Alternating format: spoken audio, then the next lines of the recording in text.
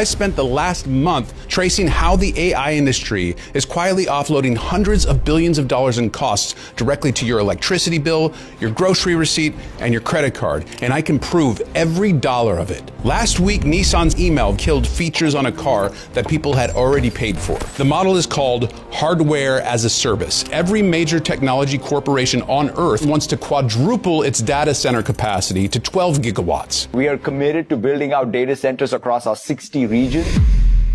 This is the end of ownership. And by the time this video is over, you will understand how the largest transfer of wealth in American history is being conducted. Not through legislation, not through taxation, but through the quiet systematic destruction of the things you thought you owned. In March 2026, Nissan permanently shut down the Nissan Connect EV application for every single Leaf built before May 2019. Tens of thousands of vehicle owners, one email, 1 month's notice, and just like that, the ability to check your battery or to charge from your phone, gone. The ability to preheat your cabin on a cold morning, gone. Remote charging management, gone.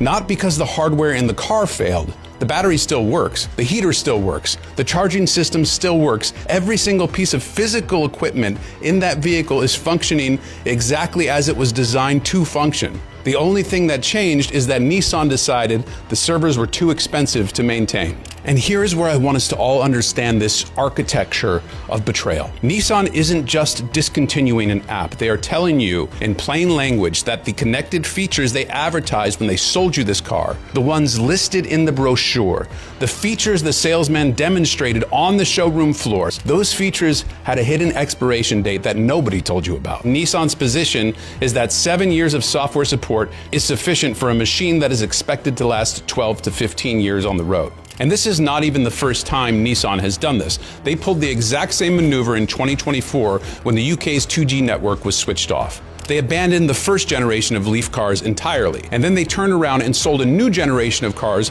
with the same type of connected features that the infrastructure underpinning those features was from day one designed to be temporary. The Nissan Leaf is not an isolated case. It is the first visible symptom of a disease that is already mastatized through the entire American economy. And it is going to cost you far more than a heated car seat on a cold morning. Electricity prices across the country have increased for a variety of reasons, one of which is the fact that AI data centers are needing more power to increase the compute that they need to feed all the ambitions of the data center companies. So let me walk you through the business model that is quietly replacing the American concept of ownership. Because what happened to the Nissan Leaf is not a glitch. It is not a failure of planning. It is a business model working exactly as designed. The model is called hardware as a service, and this is how it works.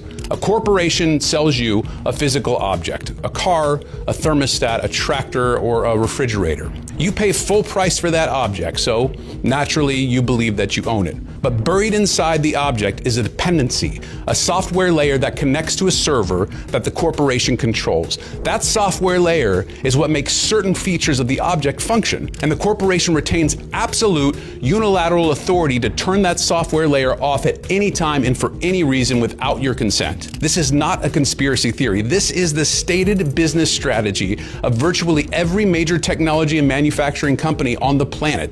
BMW tried to charge a monthly subscription for heated seats, features that were physically installed in the car, that the hardware was already built to deliver, locked behind a paywall after purchase. John Deere has spent over a decade fighting farmers in court for the right to repair their own tractors. Farmers who paid hundreds of thousands of dollars for a piece of equipment, and then they discovered that a software lock prevented them from fixing it themselves. They had to call a John Deere authorized technician at John Deere prices and on John Deere's schedule. Adobe, which once sold you Photoshop in a box for a one-time payment of $600, now charges you $23 a month. Forever. You never own it. You rent it. And if you stop paying for it, not only do you lose access to the software, you lose access to your own files, your own creative work, which was saved in Adobe's proprietary format. A university lecturer at Bournemouth, a man named Benjamin Gorman, he pointed directly to this when he was interviewed about the Nissan situation. He said that the tech world is shifting towards software as a service model, and he used Photoshop as the perfect example. Historically, you could buy it once and use it for as long as you liked, whereas now it typically requires an ongoing subscription. And what Gorman identified is the fundamental psychological trick at the heart of this entire scheme. They don't take ownership away from you all at once. That would provoke a revolt. They do it incrementally. First, they make the subscription optional, and then they make it standard, and then they make it mandatory. And by the time you've realized what's happened, you're paying rent on everything that you used to own. But the car in your driveway is where this stops being an abstract economic argument and it starts becoming a material threat to middle-class financial stability. A car is a physical asset. It is for most American families the second largest purchase that they will ever make. And if the manufacturer can reach into your driveway and degrade that asset's functionality at will, you are not a customer anymore. You are a revenue stream. And the moment that you stop generating sufficient revenue, you will be abandoned. Your car will be bricked, your thermostat will go dark, and your tractor will stop running. Not because it's broken, because you've been deemed unprofitable. The companies stripping away your property rights, one software update at a time, are simultaneously demanding something from the American public that dwarfs anything that they have ever asked before. They are demanding your electricity. Stargate, a new American company that will invest $500 billion in AI infrastructure. 10 gigawatts. That is the amount of electrical power that the Stargate project, which is a joint venture between OpenAI, SoftBank, and Oracle, has committed to consuming across its network of artificial intelligence data centers in the United States. 10 gigawatts is the output of approximately 10 nuclear power plants. 10 gigawatts is enough electricity to power roughly 7.5 million American homes. One single AI infrastructure project announced at the White House by the president requires as much electricity as a small nation.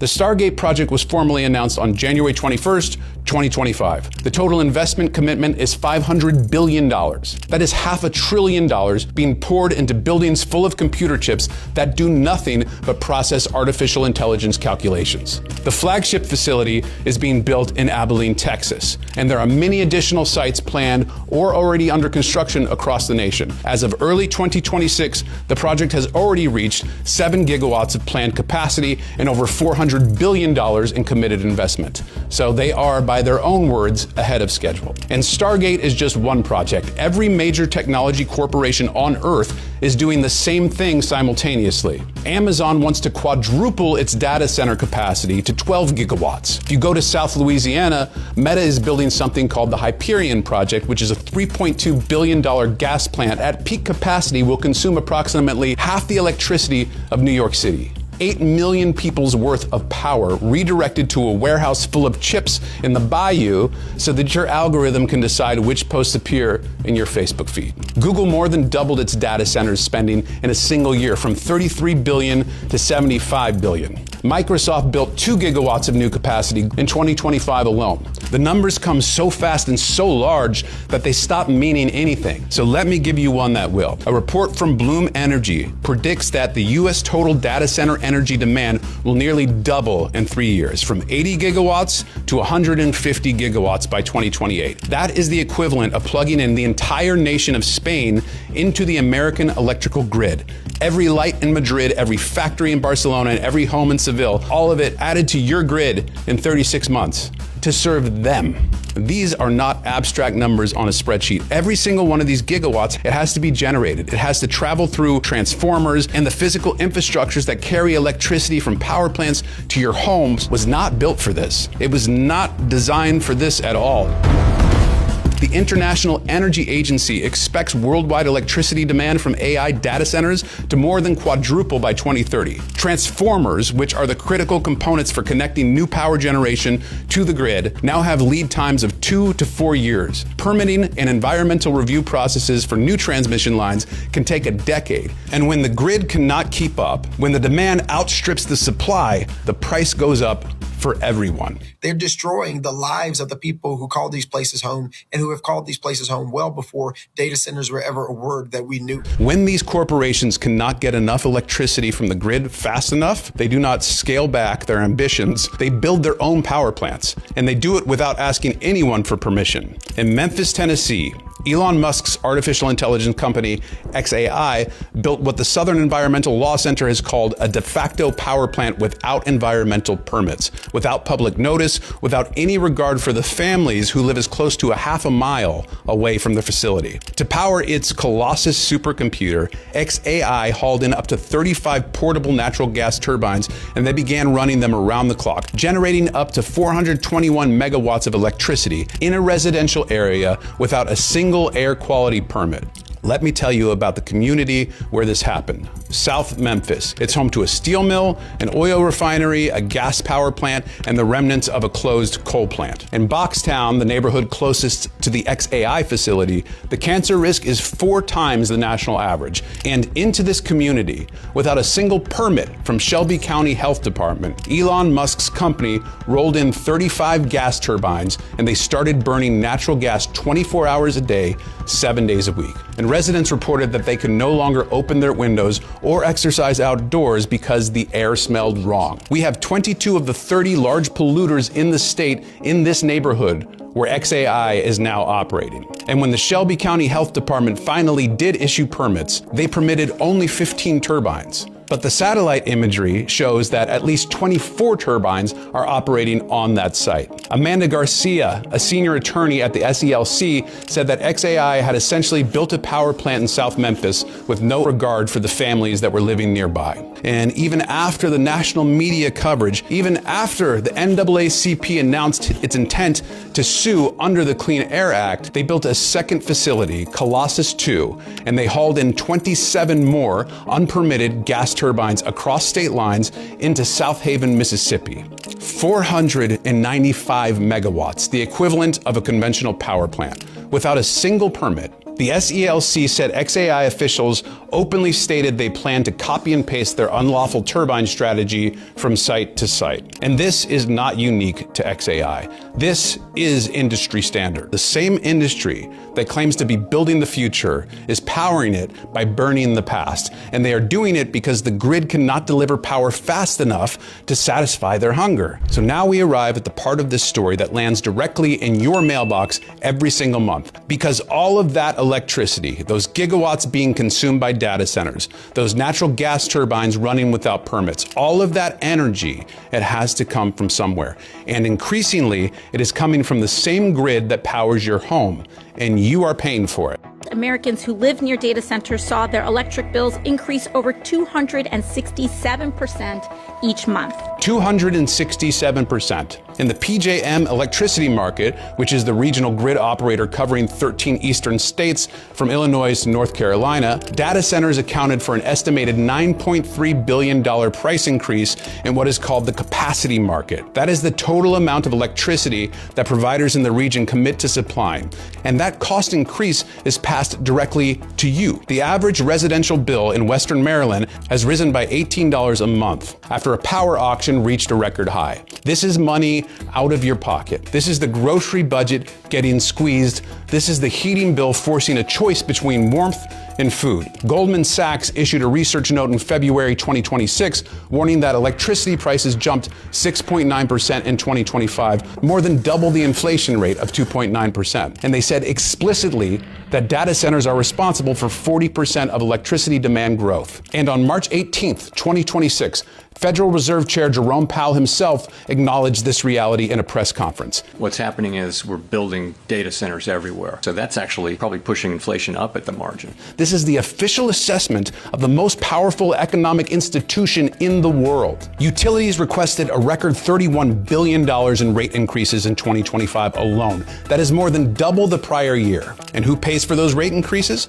You do. Every single dollar of that $31 billion comes out of the pockets of American households and small businesses. A professor of energy policy at the University of Pennsylvania, Sanya Carly, she said the fundamental question is whether middle-class families should subsidize the electricity needs of companies worth trillions of dollars. When a single data center campus consumes more power than 100,000 homes, the traditional cost-sharing model breaks down. It breaks down is the polite academic way of saying that you are being been robbed. Now, when confronted with these numbers, the technology industry has a standard response. They're going to be making their own electricity. They're not going to be taking from the grid. They promise you nuclear fusion. They promise you small modular reactors. This is what I call the fusion fantasy, and it is the most sophisticated form of corporate misdirection since the tobacco industry promised that filtered cigarettes were the safe alternative. Here's the facts. Commercial nuclear fusion does not exist. There is not a single nuclear fusion reactor on planet Earth that produces more energy than it consumes on a sustained, commercially viable basis. The most optimistic projections from the scientific community place commercial fusion at least 15 to 20 years away. Some credible physicists believe that it may never be commercially viable at all. Small, modular nuclear reactors, which are a real technology that could theoretically help, have not been deployed at anything approaching the scale necessary to power even a fraction of the data centers that are being built right now. Meanwhile, Stargate is planning to deploy SMRs as a future power source, while its actual current real-world facilities are being powered by natural gas. The promise of clean energy is being used as a smokescreen to prevent the public from asking the only question that matters: should we be building all of this in the first place? OpenAI has made a very public promise to pay their own way on energy. In January 2026, they published a blog post committing to fund new power generation and grid infrastructure so that their operations do not increase electricity prices for local residents. This was a direct response to President Trump himself warning that Americans should not pick up the tab for data center power consumption. They are promising to build more power plants, more gas plants, more infrastructure, which means more land use, more water consumption. It is the water table beneath your town being drawn down to cool server racks. Google disclosed using 6.1 billion gallons of water across its data center portfolio in one single year. And data center water consumption is expected to increase by 170% by 2030. And now I'm going to tell you about the mechanism by which these same companies are reaching directly into your wallet every single time you make a purchase. Companies may be using your data against you. It is called surveillance pricing, and that is when a company sets the price you see based on your unique habits and demographics. The most sophisticated price-fixing scheme in the history of commerce.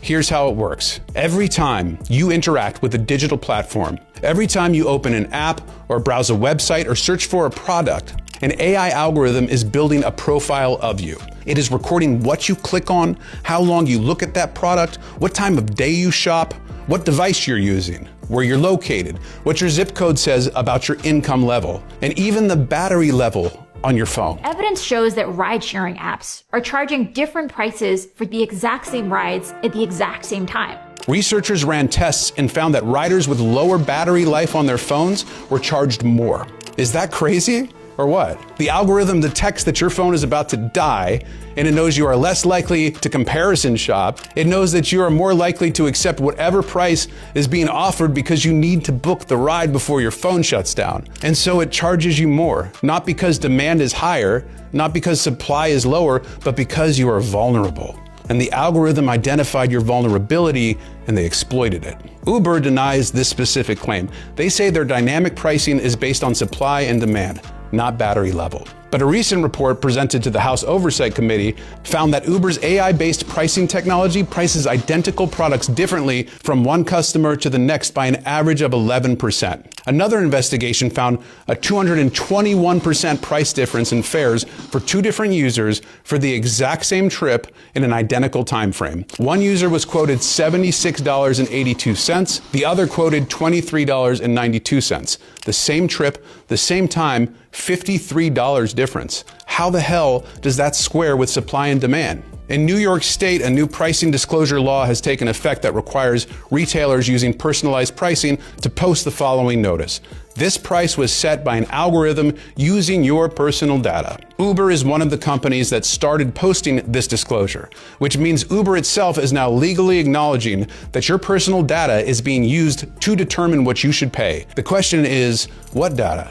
How and to what degree? And this is not limited to ride sharing. This extends into the physical world, into the aisles where you buy food for your family. Walmart announced in 2024 that it would add digital shelf labels to 2,300 stores by 2026. Kroger has been using similar technology since 2018 and has expanded it to 500 stores. These electronic shelf labels can change prices up to 6 times per minute. Digital price tags may enable Kroger and other grocery chains to transition to dynamic pricing, in which the price of the basic household goods could surge based on the time of day, the weather, or other transitory events. Now, to be fair, a recent study from the University of California found that electronic shelf labels have not yet led to widespread surge pricing in grocery stores. Prices changed by a negligible amount after their introduction, but I want you to notice a critical word in that finding: not yet. The capability is being built. The technology exists to change the price of a gallon of milk based on the time of day, and potentially, if surveillance pricing technology continues to advance, the demographic profile of the shoppers currently in the aisle. I'm not telling you this to panic you about your grocery bill. I'm telling you this because the infrastructure for a completely algorithmically controlled consumer marketplace is being assembled right now. Piece by piece, shelf label by shelf label, and by the time it is fully operational, it will be too late to dismantle it. And now we arrive at the final frontier of this financial parasitism. The one that is left unchecked will make everything I have described so far look like a minor inconvenience. And when you do, for example, crypto operation, you can send your money in the cloud somewhere and never recover it. It is called autonomous spending, and it is the moment when human consent is removed from the economy entirely. On February 10th, 2026, Coinbase announced that the official launch of what it calls agentic wallets, financial infrastructure designed specifically for autonomous AI agents, not humans, agents, software programs. These wallets allow AI systems to independently hold funds, execute trades, and pay for resources without needing manual approval from a human at all. Brian Armstrong, the CEO of Coinbase, said, "Now agents can spend, earn, and trade autonomously and securely. One of the largest cryptocurrency exchanges in the world just built a financial system specifically designed to let artificial intelligence spend money without asking a human first. This is a live product. It is processing transactions. Over 50 million transfers have already been processed through underlying protocol." Now scale this up. Imagine an economy where thousands of companies have deployed millions of AI agents, each with their own agentic wallet, each authorized to make purchases, and each capable of getting trapped in a loop that burns through thousands and thousands of dollars before a human notices something is wrong. At Knight Capital, trading algorithms purchased $7 billion worth of stock in under an hour. That nearly bankrupted the company, and it forced its sale to a rival. And that was a controlled financial environment with sophisticated monitoring systems. Now imagine that same failure mode, but in a consumer economy, with AI agents buying things on your credit card. The technology industry is building a world where software programs can spend your money faster than you can check your bank balance, where an AI agent authorized by a corporate policy you agreed to in a terms of service document that you never read can execute financial transactions on your behalf at machine speed with machine indifference to your budget, your preferences, or your financial well-being. And when it all goes wrong, the cost will be your responsibility. Because in the fine print, somewhere in the 40 pages of legalese, you clicked "I agree" to a clause that says that the company is not liable for losses caused by its autonomous systems. Human consent is being engineered out of the economy through convenience, through the same mechanism that turns your car into a subscription and your electricity bill into a subsidy for $1 trillion corporation. One small surrender at a time, until one day you wake up and you realize that you don't own anything, you don't control anything, and you can't afford anything, because the machines are spending faster than you can earn. The American middle class built the most prosperous civilization in human history on a simple foundation. If you work, you earn, you buy, you own. The foundation is being dismantled wire by wire and server by server and subscription by subscription. And the companies are doing it using your own electricity to power the demolition. So own your car and own your tools and own your appliances and own your data. Do not let them tell you that it belongs to them, because the end of ownership is not inevitable. It's a choice, and we can choose differently.